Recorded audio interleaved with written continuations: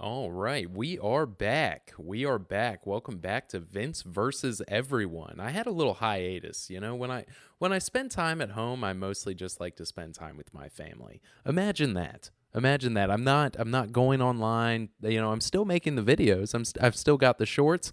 And before we get started, I did want to ask everyone, I am 30 follows away from 2,000 followers on Facebook. I know you have Facebook because everybody on social media has Facebook. So go on over to Facebook, search Vince versus everyone. That's Vince vs everyone. You go to that page, you can see me there. You hit that follow button and get me over the 2,000 mark. This is a huge milestone for me. I didn't even have to take my clothes off. I appreciate you guys. This is huge. As a man, this is huge.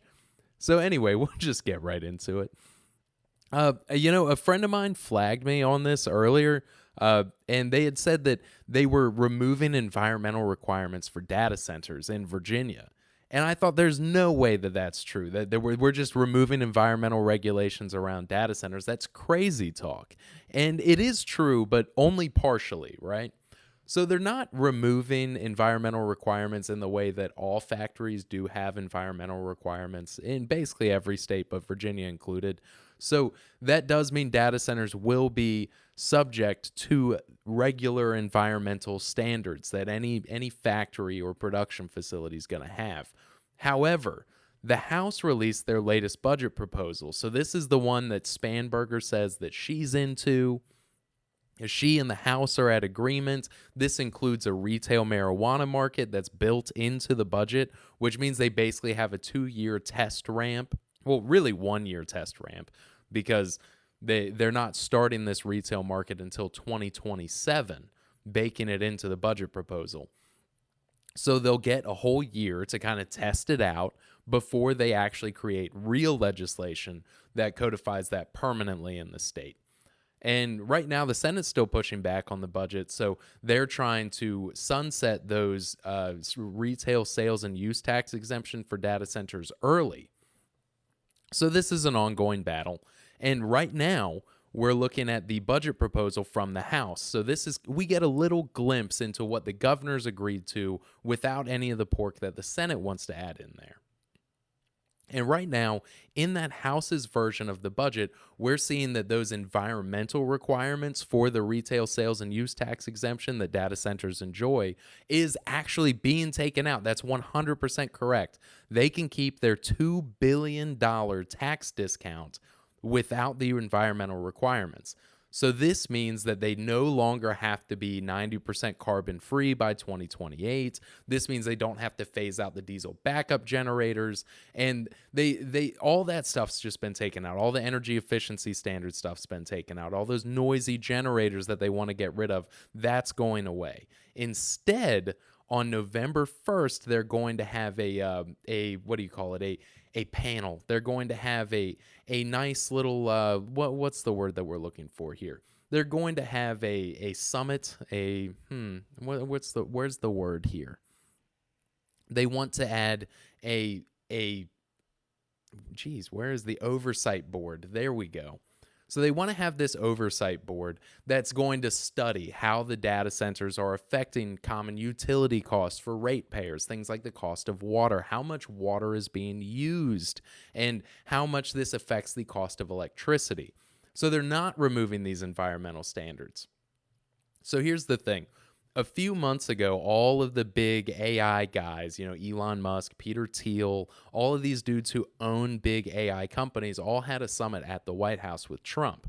They also pinky promised, they swore, and they made a little pledge that data centers would start building their own power plants so that way they wouldn't affect the cost of utilities in the area where they reside.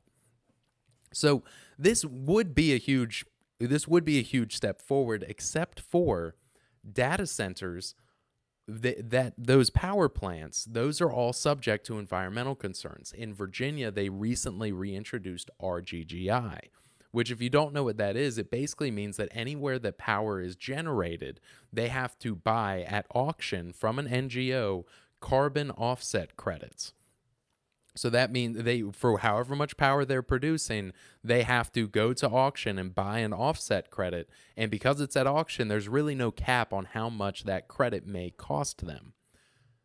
If data centers in a place like Virginia were to start generating their own power in accordance with this promise, then they're going to have an issue where we don't exactly know. Are they going to be subject to RGGI the same way that all of Virginians are?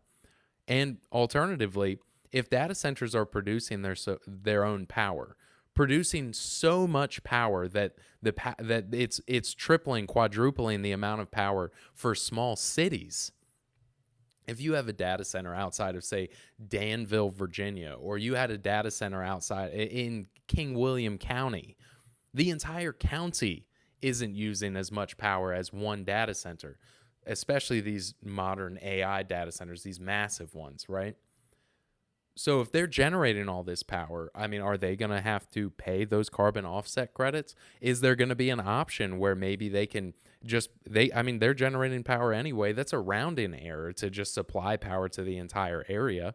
Maybe, perhaps, they could just offset the cost of those carbon credits to the people that are otherwise getting free power. Who knows? It's a win-win. It's a huge tax scam for an NGO, by the way. Just voluntarily entering this agreement that we're going to buy a product that doesn't exist and you can't hold or touch for the sake of nothing. This is just a way to get into taxpayer like coffers. That's literally all it is. You're going to use as much power as you use. Nobody's turning off the lamp above the stove at night because they want to save $4 on their power bill because of RGGI. Oh man, I really don't want to have to buy those credits. It's not happening, right?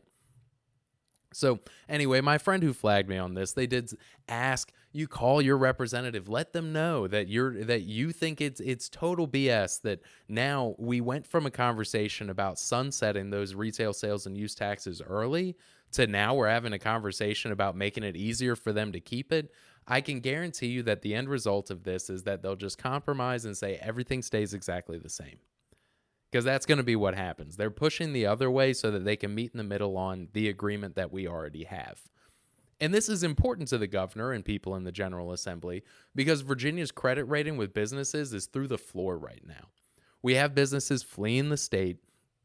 They don't want to do business here. The major question is Virginia good for business? And regardless of how you feel about data centers, I know that this is an inflammatory topic for a lot of people. But the fact of the matter is, if you have an agreement through 2035 with a business, any type of business, and then from a legislative standpoint, you decide that you're going to renege on that promise 8 years early, then, or I guess 9 years early, but 8 years if you consider how the budget goes into effect. If you sunset that, 9, 8, 7 years early, this is something that any business looks at and says, why would I want to build that stadium here? Why would I want to build my production facility here? Because any agreement that you make with me, you might just decide that there's too much money and you want to get at it. For what it's worth, when Youngkin resigned office to Abigail Spanberger, when that power shifted over, we had a nearly $2 billion, with a B, we had a $2 billion surplus in tax revenue. We had so much tax revenue. We had a $2 billion surplus. Was anybody missing out on their food stamps at that time? Were we having a hard time getting WIC payments out to people? Like, were there services that were interrupted to get a $2 billion surplus? The answer is no.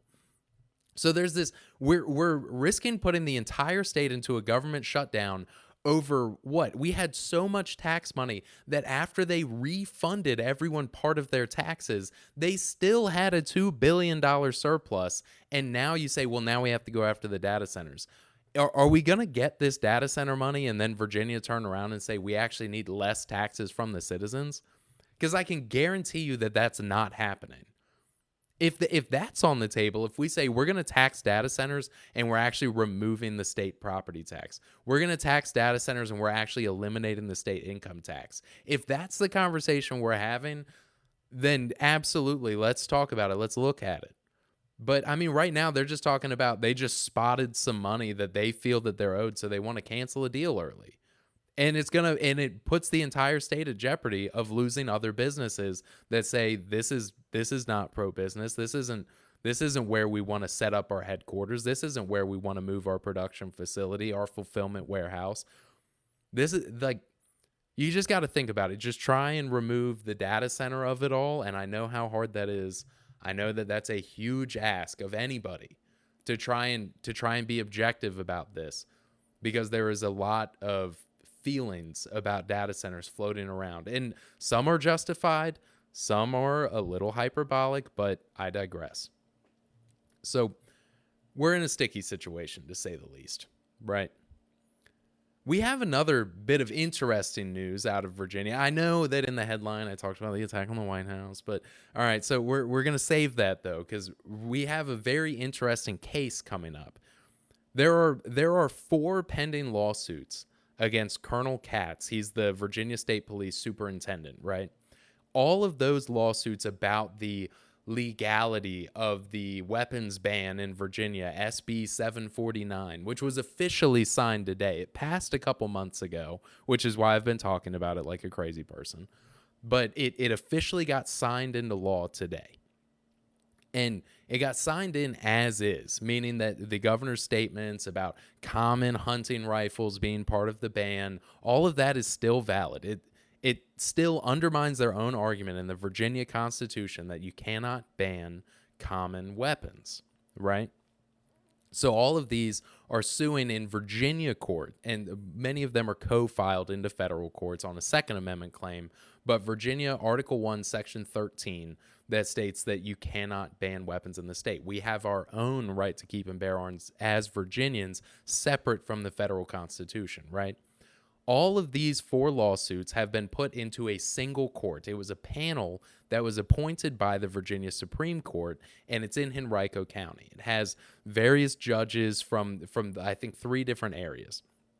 And these judges are going to rule on all 4 of these cases together, because when it inevitably gets sent to the state Supreme Court, you can have one definitive court case that you're arguing with one definitive decision, be it for or against the new law, so that way we can actually focus our arguments and get some real progress instead of arguing about things that aren't relevant to the conversation. However, a 5th lawsuit just dropped today, right? It's going to be argued tomorrow, June 17th at 9 a.m. Plaintiff Kenneth T. Cuccinelli. There is a non-specific case update email. So basically, this new case, Curtis v. Katz, so, Police Chief Katz, he's just getting it from every direction, I guess. This is in the Circuit Court of the County of Spotsylvania.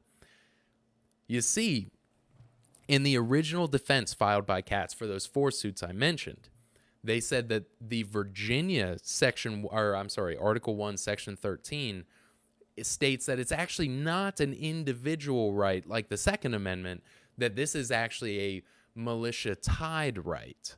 And they pivot all of this on the word therefore. I did a short video about this to kind of explain how that language works in that amendment.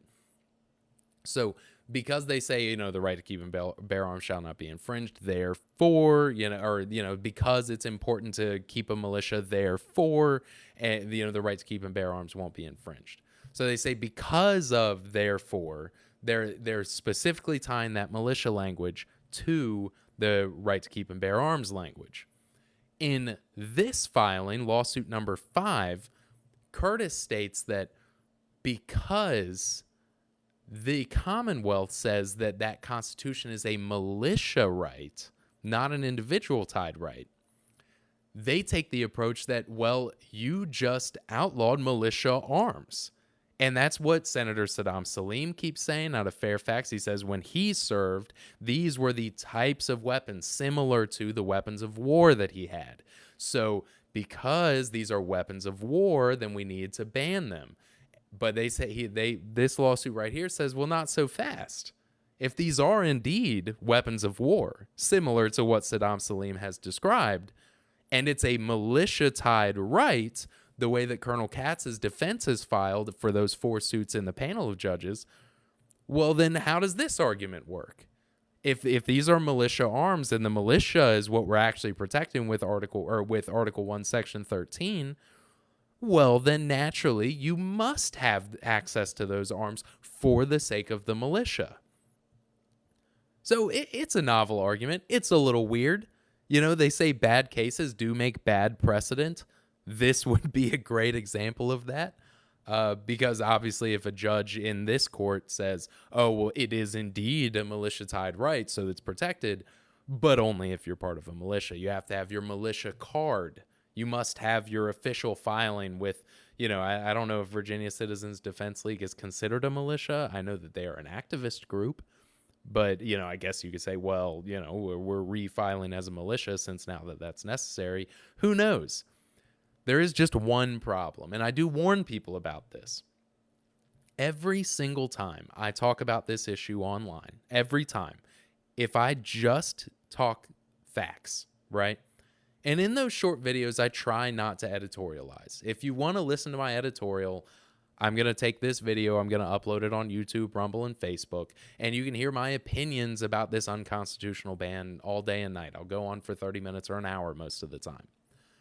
However, the problem is when talking about this issue and you just stick to the facts, people immediately jump in the comment section. Oh, they want to get the guns, they'll get the bullets first. You hear it all the time. That particular line. I won't repeat it because I am enjoying that this stream hasn't been banned yet for violent language.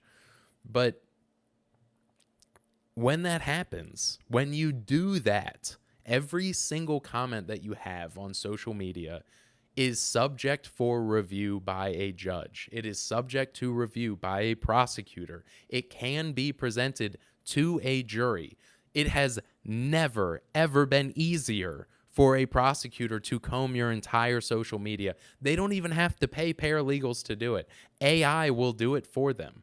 The fact that I even said that line probably set off a red flag for Oracle, where now they're going to keep a log of this stream or at least a transcript. It has never been easier for the police, for prosecutors, for politicians, for anyone to scroll your entire social media feed for anything inflammatory. When you make comments like that online, it will be used as evidence against you every time. So what do? You corral everybody into this militia thing. Oh, it is a militia right. Okay, well, no problem. There's no dues to this one. I'll just sign up. And then what happens? You get those agitators. The governor herself is ex-CIA. You think you guys remember? You guys remember a few years ago that whole Gretchen Whitmer thing? 8 people plot to kidnap Governor Gretchen Whitmer out of Michigan.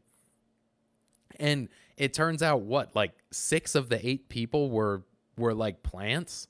6 of the 8 people were feds or working with the feds? You don't think they'll do that with the militia? Absolutely they will. As soon as you file that militia and you have a name like the Second Amendment Foundation, the Right Keepers, whatever you want to call it, they're going to be like, oh yeah, they're going to have news helicopters. They're going to have dudes in all black. They're going to be like, we're at the compound of the guy who runs the Oath Keepers or whatever. And it's going to happen. It's going to happen. As soon as you have a formal militia, it'll immediately be declared some kind of supremacy organization. It'll immediately be declared some kind of extremist group. They'll have people who fly the flag or wear the patch or the colors or whatever. They'll have a couple of them get busted about to do some terrible act of atrocity in some place or against a certain group of people. And then everybody who's in that militia, they're going to say that they're tied to this organization. Oh, I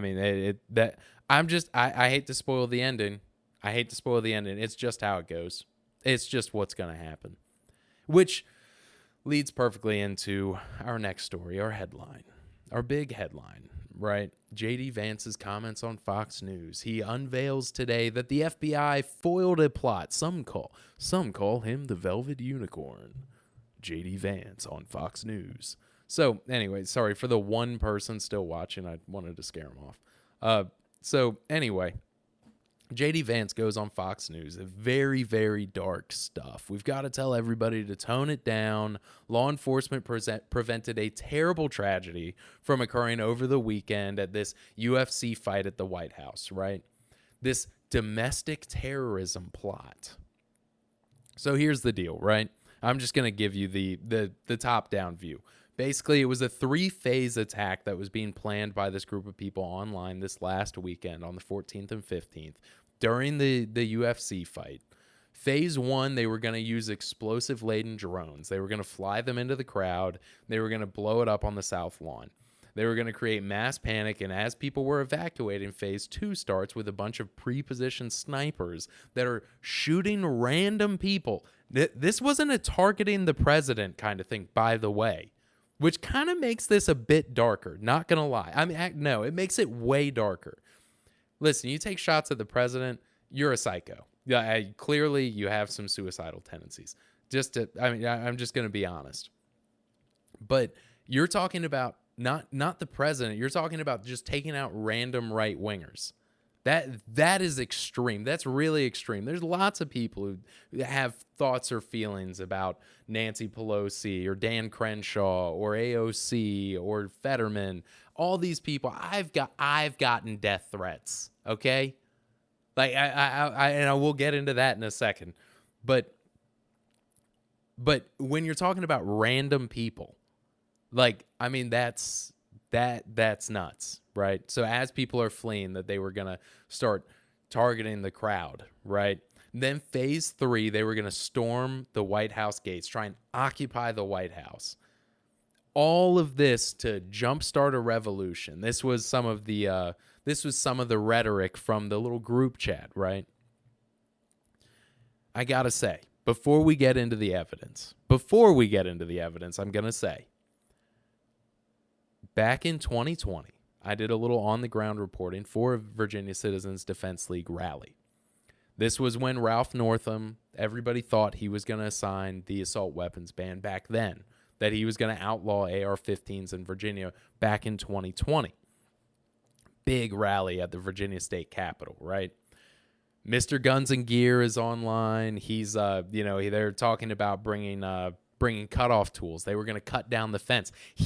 This is a major channel. Guns and Gear is huge. If you're into right-wing stuff or pro-Second Amendment stuff on YouTube, on Facebook, you absolutely know who Mr. Guns and Gear is, right?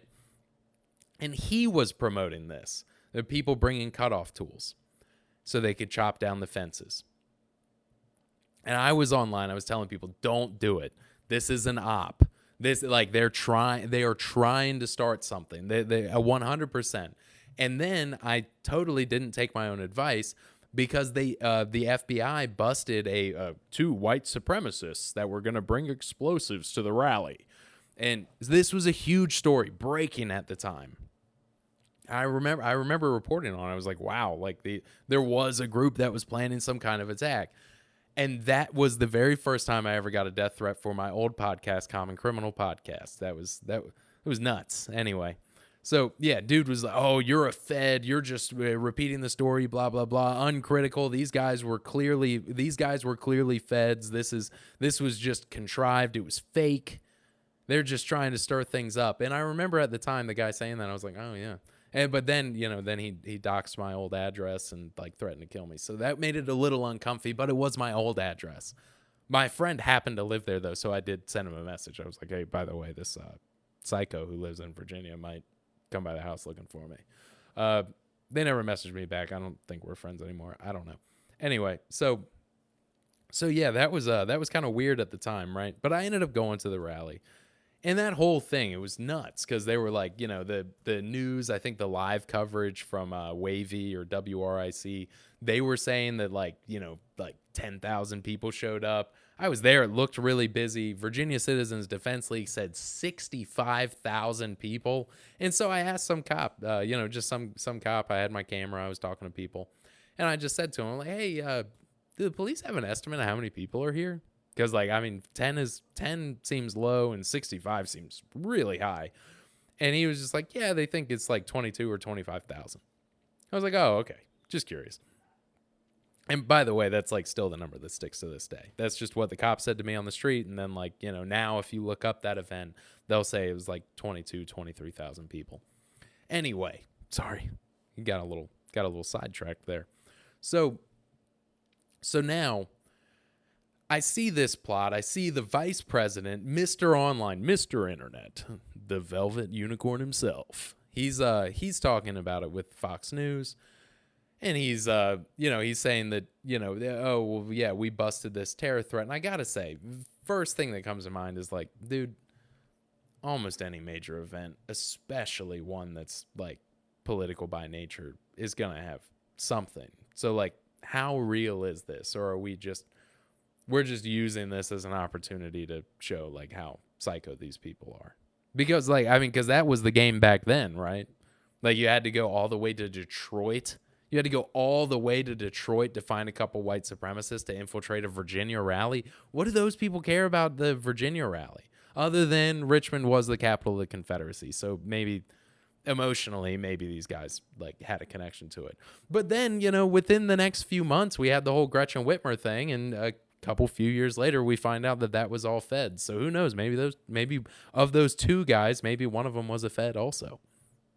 But anyway, the suspects, 12 suspects in this 3-phase attack on the UFC event, right? We have Tyson Proper of Ohio, 19 years old. We have Abraham Hermisilo Alvarez from Nebraska. Michael Allen Thomas and Brian Omar Roa from Southern California, and Daniel Eskridge from Missouri. Apparently, these guys were communicating with each other initially on this platform, on TikTok, in a group chat called Vanguard of the Old. It was started in March of this year, until they moved to a Signal group chat that they named Hunters. It was anti-government, anti-Trump, anti-billionaire, anti-Israel. Go figure. You can't have all of those anti-things and then be pro-Israel, right? So they were talking about the Epstein files and all this stuff, and they kind of ginned themselves up, and they kind of leaned into this accelerationist ideology. They say far-right accelerationist ideology. So kind of weird that it's like a far-right thing, but even though Nick Fuentes says that he's voting Democrat, he's still considered far-right, so I don't know.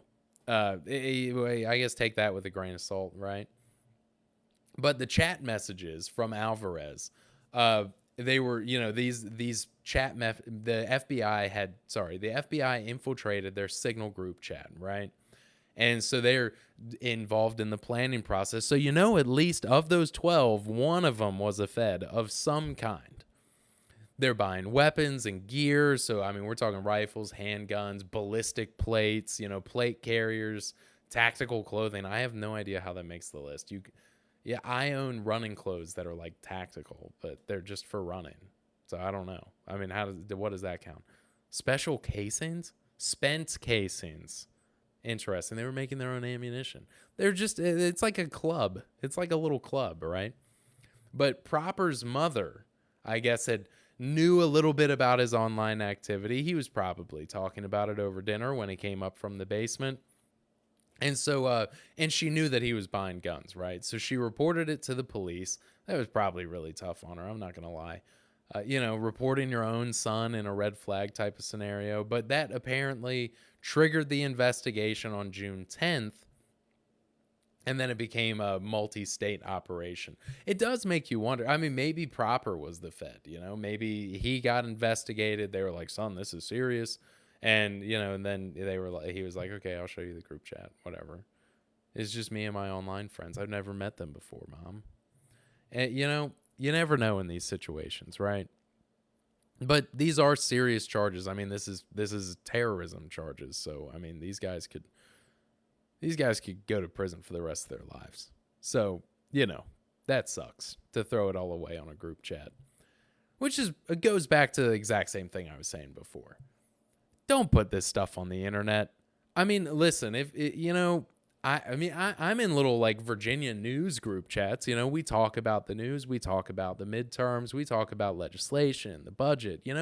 It's fun stuff. Like we're just talking politics, and it's a nice mix. There's some different ideas in there. It's a good time. But like if you were really planning something, if you were part of a militia, say, like don't do that on the internet. You do that in person. Like you meet up in person. Like And you don't call the group anything. You just go to each other's houses and you say, hey, if something happens, this is what we do. Like, the number of people online that are like, that act like they have, like, oh, I'm going to stand up for my Second Amendment rights. And it's like, I feel you, dude. I love your spirit. But you're testifying against yourself right now. Like, if you have a plan, like, actually make a plan with people that are, like, within driving distance from you. Ideally within, like, walking distance from you. Like, but you having this disparate group on the internet of people in different states. I mean, like, obviously you're in some kind of honeypot. Like, use your head. I don't know. Anyway. So, thankfully, we avoided this terrible tragedy. Otherwise, this stream wouldn't have been nearly as fun, and I couldn't refer to the vice president as the Velvet Unicorn because he'd just, like, be the president. Or, like, I'd have to come up with some nickname for, like, Stephen Miller or one of the other people in the line of secession. So we can all look forward to that, right? I don't know that that's a high note, but I think we'll call that a high note. We'll call it a night. We'll call it right there, and we'll say that I ended it on a high note. I'm banking this and ending it on a high note because I'm gonna let you down tomorrow. I know it. Anyway, before we go, please make sure to like, share, subscribe. Go to Facebook and follow Vince versus Everyone. That's Vince vs Everyone. All of the live streams like this are posted there, as well as YouTube and Rumble. So if you're talking to your coworker and you're like, man, you'd love this guy. He talks about Virginia news. He says funny shit like the Velvet Unicorn. If that's it, you don't have to tell him to catch it live on TikTok. You just tell them to catch it on YouTube, Rumble, or Facebook, and they just hit that follow button.